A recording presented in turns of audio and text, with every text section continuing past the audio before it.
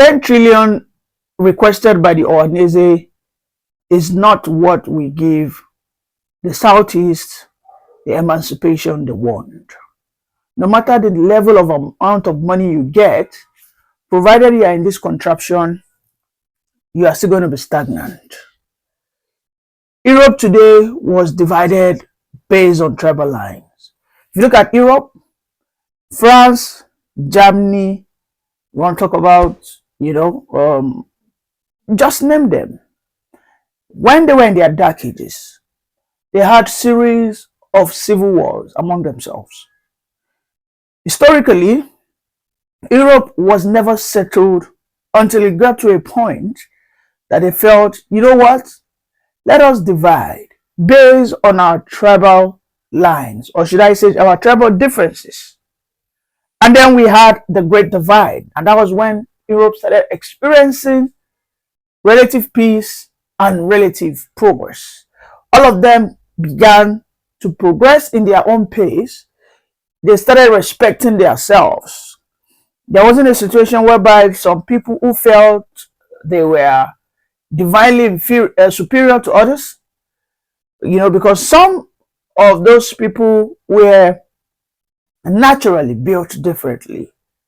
As at that time, the Germans and the Slavic were basically those who dominated Europe. And then before the Anglophones, who were the Englishmen, the Germans, who were called the Germanic tribes, they were sort of barbaric in nature. They were very, violent, valiant, and they were just who they are. They were more into a nomadic lifestyle. They loved war. While some other people in Europe were just peace-loving people. You're going to talk about the Sweden. The Sweden were a part of the Slavic tribe, but they didn't like war. Unlike the Norsemen, when I talk about the Norsemen, I'm talking about the Norwegians and then the Denmarks. The Danish were just for war. They were barbarians equally. Then they invaded Rome, they invaded Greece, they invaded England. It got to a point wherein the kings, those were the traditional rulers, and they all met on a round table, and they said, listen guys, we have been fighting this for how many centuries now? Let us respect ourselves.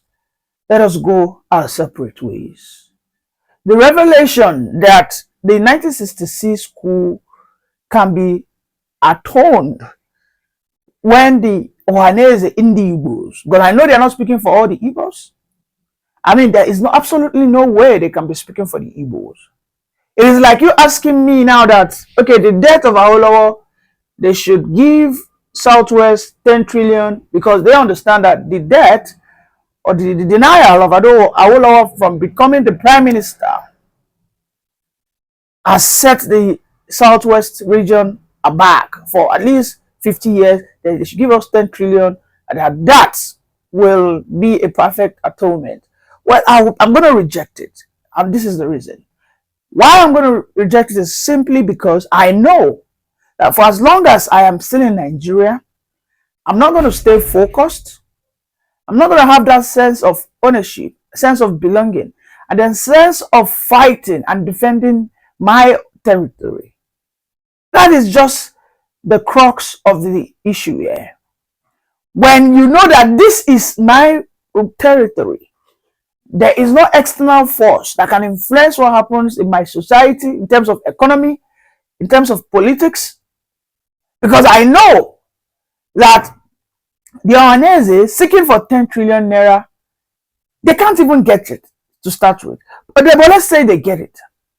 The leaders that will now be in charge on how those money will be used will be exploiters that will be put there by some northern hegemonics, some northern oligarchs who I mean, we know what Professor Mahmoud did, and I was a Fulani man, So these are the reasons. Why should you now ask for money? What you must understand is, when the Nigeria, as it were, before the colonial masters came, when they wanted to conquer each region, they brought all manners of wealth, attractions. In the southwest, they were conquered when they gave them mirrors, they gave them gin, they drank ogogoro, and then they started selling their people. And along the line, the white people knew what was going on. Go to the east, the southeast. When they came with religion, and then they also came with wealth. They started empowering some local chiefs. They started pushing what we call supremacy ideology. They started brainwashing them like, why should you be arguing with such a person? Why is this person talking down on you? Let us take him out. These were the demonic agenda they brought. These white men. They started, brainwashing the leaders to look down on their people, that their people are worthless, that it is worthy for you to own a damn gun, right? Over you having these unnecessary slaves, because they knew what they wanted. All right, they knew what. So you now seeking for 10 trillion naira is nothing but a shame. What every social cultural group must begin to demand for is a peaceful split of this continent. Because for me, I see Nigeria as a continent. What is the size of Europe? Take a look at your map today. That's what I have on my screen. Look at the size of Europe. And then look at the size of Nigeria. I'm sure the Europe size cannot be as big as ×2 of Nigeria. Some states in Europe, take for instance Holland, is not even as big as 90 states. So why didn't they say, let us all stay together? Do you want to talk about Luxembourg? Do you want to talk about Iceland, Finland? How big are they? Do you want to talk about England, as it were? Is England and Ireland, is it as big as Borno with Niger and Oyo State? If you add the three of them together, is it as big as that? So the Europeans knew what exactly they created. That we needed to create a sham. Let us create a community where those people will be in internal confusion and chaos. And where there is confusion and chaos, there can never be progress. The only people that come into progress are external forces. This is why you see that those that progress in Nigeria are the Fulanis. Because originally, the Fulanis are not aborigines. They don't have anything to do in Nigeria. They came all the way from the Senegambia. If you doubt it, go and check it historically. They came in as at 1804 when they began to invade the Hausa land under a guise of religious war, jihad. And then they started conquering the traditional rulers, began their usurping agenda. They started conquering. The conquest was successful. Yes, it was successful indeed, in the north. And then in some part of north central, even some part of south, old Oyo Empire, because they were able to take away Ilorin. Shamefully, they did. In the north central, they were able to take away their language, even though they were able to conquer some parts of Middle Belt.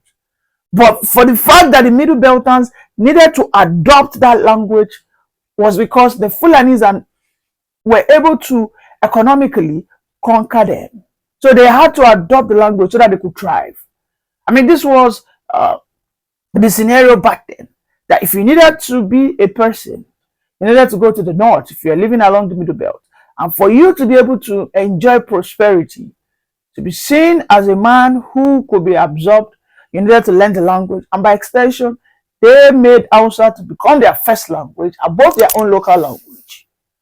That wasn't the case in the southeast. That wasn't the case in the southwest. That was not the case in the south. Thankfully, the British colony, the colonial masters came. Maybe the jihadists might have succeeded. Who knows?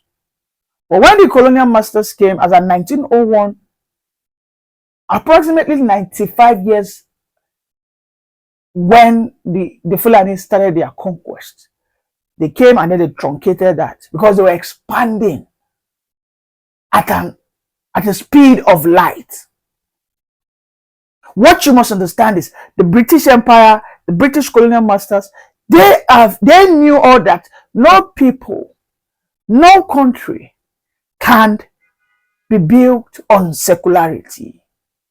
No, I repeat, no nation, no country can be built on this tribal diversity. It's not going to happen. It is a difficult task to achieve. If you guys will not have it stated clearly in your constitution, and I agree that yes, indeed, this country is a country of so many nations, so therefore we will not have a president that can have an overall say over the aggregation of different tribes. I mean, this is the formation of Switzerland. As on my screen, this is the formation of Switzerland. Switzerland is a very densely diverse nation. But you know what they did? They have a confederation. They have a constitution wherein it's clearly stated that in the 6 regions, I can't recall what they used to, I think, is it cell? I think there's a word they use, or cluster. In the 6 regions, they are going to have each president coming, I think, after 2 years. But each region will have their own, regional government.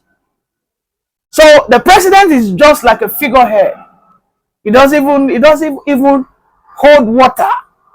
After 2 years, the next region takes over.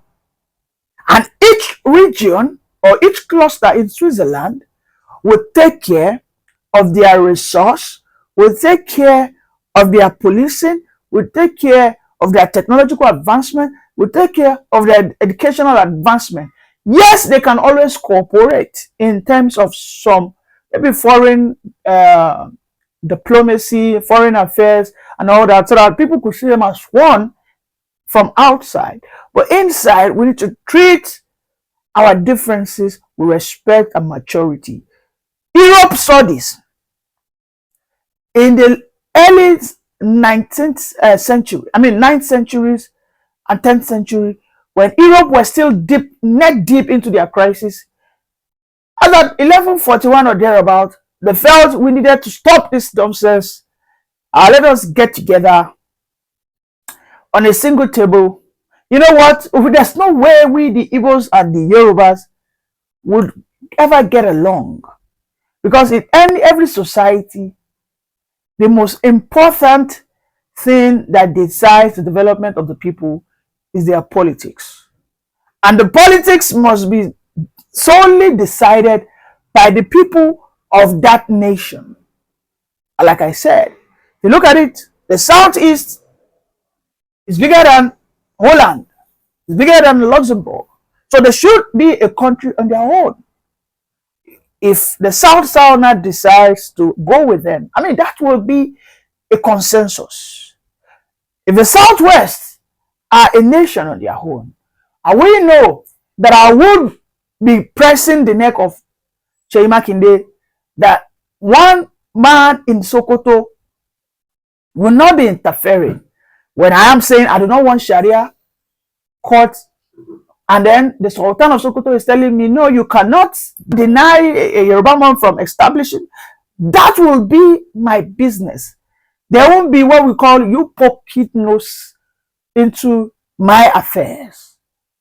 There shouldn't be a reason why I will now be asking the Igbo men, why are people setting up one boy everywhere?